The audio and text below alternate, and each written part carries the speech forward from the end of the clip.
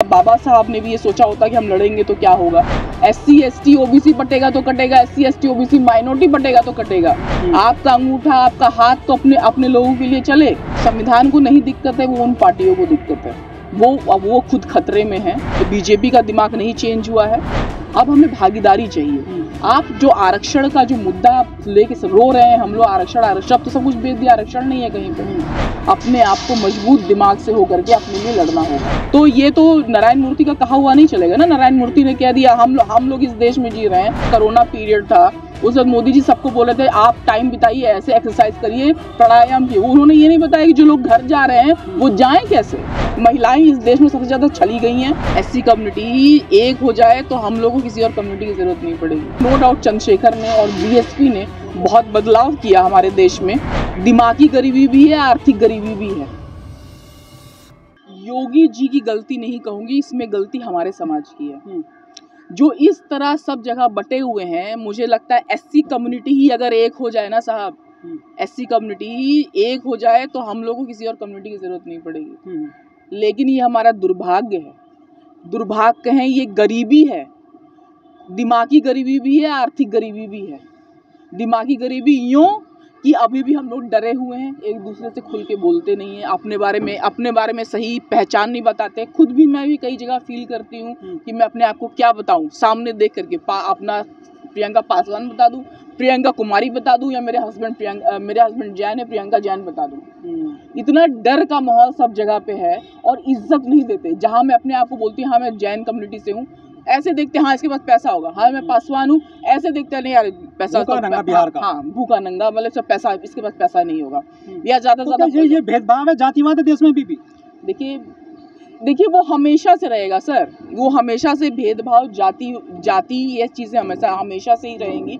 ये सिर्फ अगर हम लोग को लग रहा है कि हम लोग ऐसा इस हिसाब से क्यों हैं, तो इसमें सिर्फ यही है कि हम लोग को देखिए, जो हम लोग अभी पारंपरिक पढ़ाई कर रहे हैं वो करें। अगर जिसको अगर PhD करनी है, जिसको अगर लेक्चरार बनना है, वो MA तक जाए। उसके पहले कुछ ऐसा अपने अंदर स्किल डेवलप कर ले। जैसे आज आप खड़े हुए हैं, आप जानते हैं, एडिटिंग जानते हैं, आप रिपोर्टिंग जानते हैं, आप कुछ ना कुछ, आप जो YouTube है वो किसी के साथ भेदभाव नहीं करता है। YouTube आपके साथ कोई भेदभाव नहीं करता। डिजिटल जो है वो आपके साथ कोई भेदभाव नहीं करता। फेसबुक कोई भेदभाव नहीं करता है। आप कंटेंट बनाएंगे, लोग देखेंगे, आप पैसा कमाएंगे। तो इस तरह का स्किल और फाइनेंशियल इंडिपेंडेंट हो जानी चाहिए।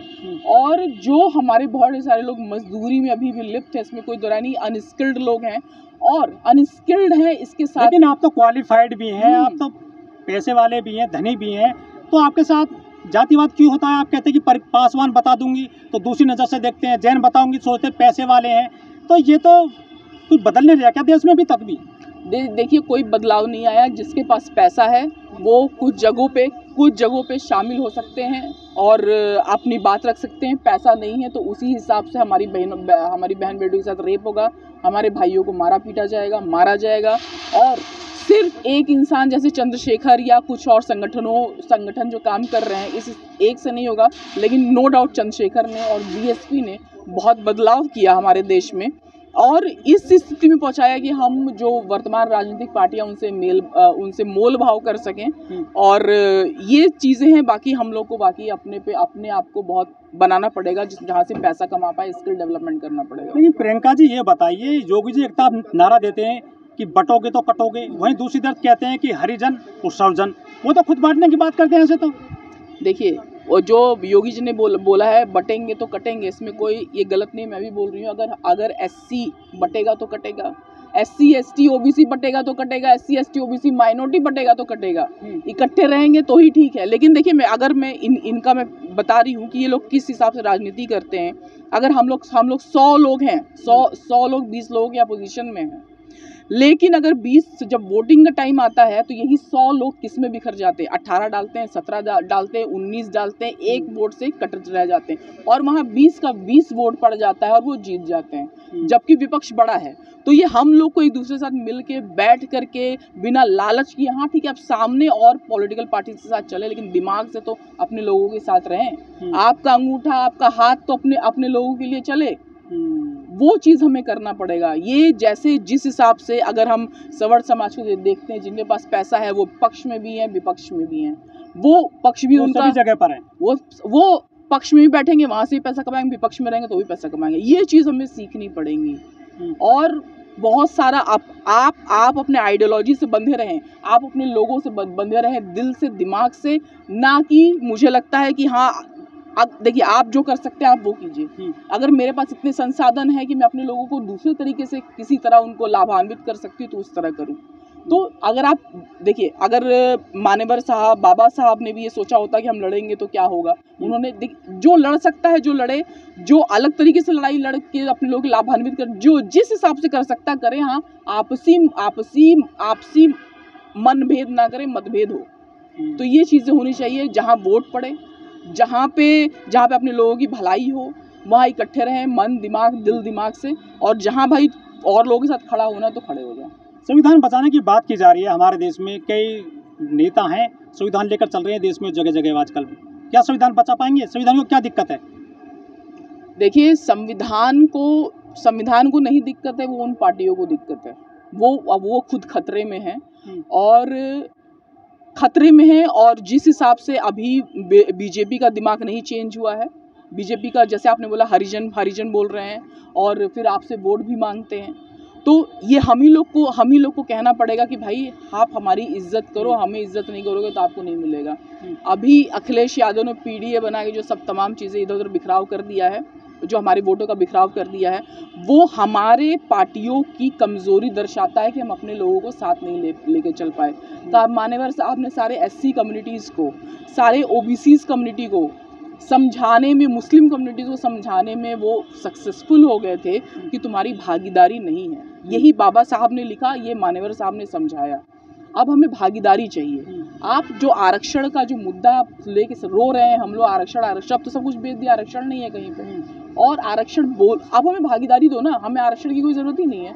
अब हमें भागीदारी दो, जितना हमारा जनसंख्या है उस हिसाब से हम लोग को आप ज्वाइंट सेक्रेटरी में डालो।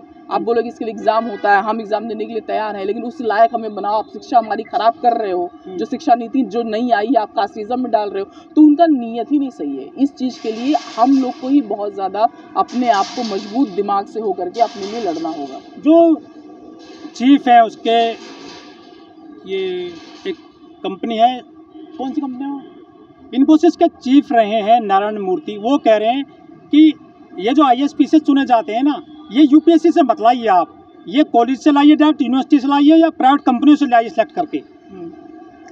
देखिए, यही तो बोल रही हूँ, ये बड़ी बड़ी कंपनियों के जो लोग हैं और जो अपर कम्युनिटी के लोग हैं, जो लोग सदियों से, चाहे मुगल आ गए, चाहे अंग्रेज़ आ गए, चाहे कोई भी आ गए, सत्ता आ गया, उनके साथ रहे, वो सामान्य लोगों का, गरीब वंचितों का दर्द नहीं समझ पाएंगे, ना समझेंगे। नारायण मूर्ति लेकिन बैकडोर से तो भर्ती कर रहे हैं ना, वो लेटरल एंट्री हो रही है, तो वो तो हो ही रहा है। इन्हीं सब चीज़ों के लिए तो सड़क पे लोग उतर रहे हैं, इन्हीं सब चीज़ों से तो हम और आप बोलते हैं। और शायद अभी वर्तमान सरकार ने कर दिया, लेटरल एंट्री में भी रिजर्वेशन होगा, शायद किया है, जहाँ तक मुझे। जो पढ़ाई कर रहे हैं फिर बेकार है तो लड़के।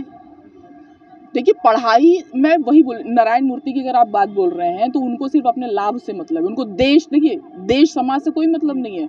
आप मोदी जी को बाकायदा अपील किया कि आप इस तरह से प्रयोग करिए, UPSC से मत लाइए आप ISPCS। लाठीचार्ज हो रहा है प्रयागराज में, उत्तर प्रदेश में। देखिए, हम तो मांग ये कर रहे हैं कि UPSC से जजों की भी भर्ती हो, UPSC से जजों की भर्ती हो, एक तरह से UPSC की तरह एग्जाम हो, जैसे IAS IPS जाते हैं, जजों की भर्ती भी इस तरह के एग्जाम से हो। तो ये तो नारायण मूर्ति का कहा हुआ नहीं चलेगा ना। नारायण मूर्ति ने कह दिया हम लोग इस देश में जी रहे हैं। देखिए, जिसको भी इस देश से समस्या, हम लोगों ने बहुत पैसा कमा लिया, और जो लोग मोदी जी फॉलो करते हैं ऐसे लोगों को, वो मोदी जी को फॉलो करते हैं, मानते एक दूसरे की बात।